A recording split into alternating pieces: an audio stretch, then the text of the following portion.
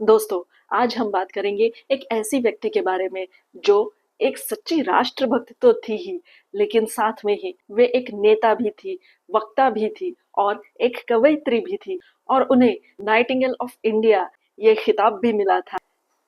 जी हाँ, अब तक तो आप जान ही गए होंगे कि हम बात करने वाले हैं सरोजिनी नायडू के बारे में। 13 फरवरी 1879 को सरोजिनी नायडू का हैदराबाद में जन्म हुआ। उनके पिता डॉक्टर अघोरनाथ चट्टोपाध्याय एक वैज्ञानिक थे और उनकी माता एक बंगाली कवयित्री थी। बचपन से ही सरोजिनी जी बहुत होशियार थी और इसीलिए उनके पिता चाहते थे कि वे उन्हीं की तरह एक वैज्ञानिक बने या गणित तज्ञ बने। लेकिन सरोजिनी जी की रुचि हमेशा से ही कविताओं में रही। उनकी कविताओं का संग्रह काफी बड़ा था और गुरुदेव रविंद्रनाथ टैगोर, जवाहरलाल नेहरू जैसे लोग उनकी कविताओं के प्रशंसक थे।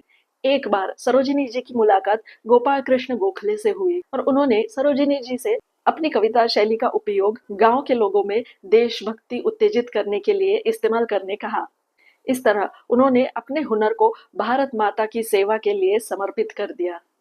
सन 1916 में वे महात्मा गांधी से मिली। गांधी जी के साथ वे असहयोग आंदोलन, भारत छोड़ो आंदोलन जैसे आंदोलनों का मुख्य हिस्सा बनी। उन्होंने भारतीय महिलाओं को अपने चूल्हे चौके से बाहर निकाल उनमें भी देशभक्ति की भावना जगाई और आंदोलन में सहभागी होने के लिए प्रेरणा दी। सन 1925 में कानपुर में हुए कांग्रेस अधिवेशन की वे पहली भारतीय महिला अध्यक्ष बनी। सन 1942 में उन्हें क्विट इंडिया मूवमेंट में शामिल होने के लिए गिरफ्तार किया गया और 21 महीने वे जेल में रही। भारत को स्वतंत्रता मिलने के बाद वे उत्तर प्रदेश राज्य की गवर्नर बनी और इस तरह उनका नाम इतिहास के पन्नों में पहले भारतीय महिला गवर्नर के रूप में स्थापित हुआ। 2 मार्च 1949 को उन्होंने अपनी आखिरी सांस ली।